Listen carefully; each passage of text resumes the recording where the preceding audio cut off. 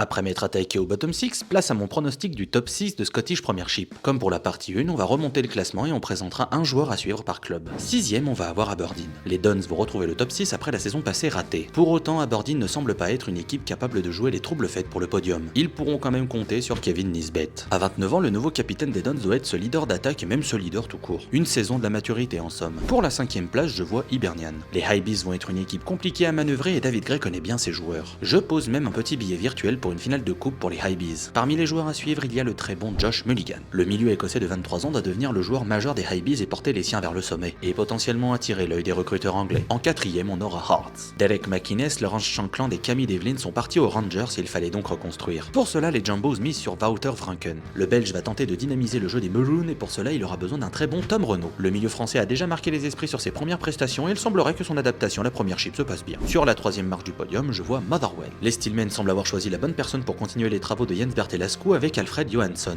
Malgré les départs d'Elliot Watt et d'Elijah Just, Motherwell continuera d'impressionner cette saison par son jeu. Et pour cela, il faudra un excellent Lucas Fadinger. Le milieu autrichien est la pièce maîtresse du jeu de Motherwell et on sait qu'il sera convoité l'été prochain, voire même dès cet hiver. Vice-champion cette saison, les Rangers. La première année de l'ère 49ers a déçu sur plein d'aspects. Russell Martin a échoué, le jeu était atroce, le recrutement moyen, bref, rien n'allait. Pour se relancer, les Light Blues font confiance à Derek McInnes, ex-coach de Hearts. Un choix pragmatique censé ramener le club vers les sommets et pour cela, il faudra un excellent Lawrence Shankland. L'ex-attaquant de Hearts rêvait de jouer un jour pour les Rangers. Maintenant qu'il porte ce maillot, il faudra enquiller les buts. Et donc, vous l'avez compris, je vois le Celtic conserver sa couronne. Bien que je ne sois pas un fan du fait de conserver Martin O'Neill, il faut reconnaître que ce choix est pragmatique. Le Nord-Irlandais a sauvé la saison passée des Boys et nul doute qu'il réussira à conserver son titre de champion. Avec pourquoi pas une coupe nationale en plus. Pour le joueur à suivre, mon attention sera sur Mika Bauer. L'Allemand arrive avec de grosses attentes autour de lui. Le milieu de 22 ans est une pépite et l'environnement de Glasgow doit lui permettre de grandir. Voilà pour ma preview de cette saison de Scottish Premiership. Mais vous, est-ce que vous avez un autre champion? N'hésitez pas à partager votre top 6 dans les commentaires et la vidéo si elle vous a plu.